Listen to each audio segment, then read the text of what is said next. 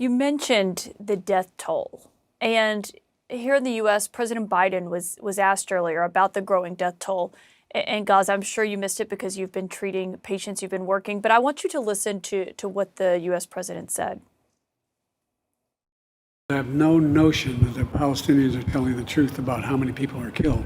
I'm sure innocents have been killed, and it's the price of waging a war. I think we should be incredibly careful.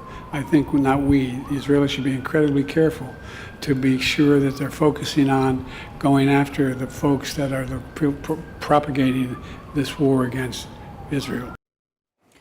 Obviously, Doctor, the numbers are coming from the Gaza Ministry of Health. Hamas runs Gaza.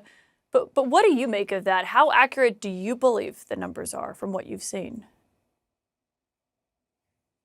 I think President Biden is basically telling the Israelis that they haven't killed enough Palestinians yet, and that there's more room for more slaughter.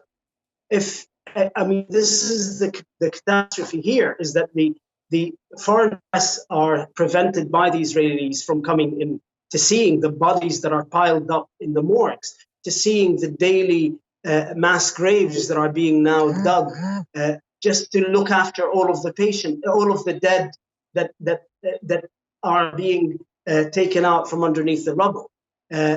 When I drove over a week ago from northern Gaza to Shifa Hospital to escort a patient, every time you drove past a building that had been attacked and demolished, the stench of dead and decaying bodies, you can smell it in the ambulance as you drove by.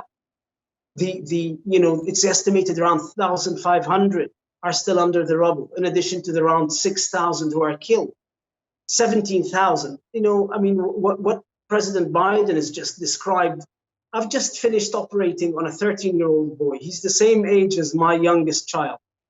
And he has full thickness burns in his face, both upper and lower limbs. His mother is also very severely burnt in over 50% of her body.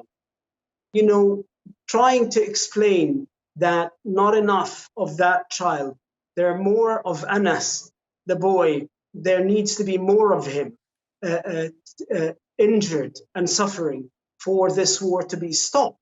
I'm trying to figure out what is the quota for Palestinian blood that the American administration wants for it to force the Israelis into a ceasefire.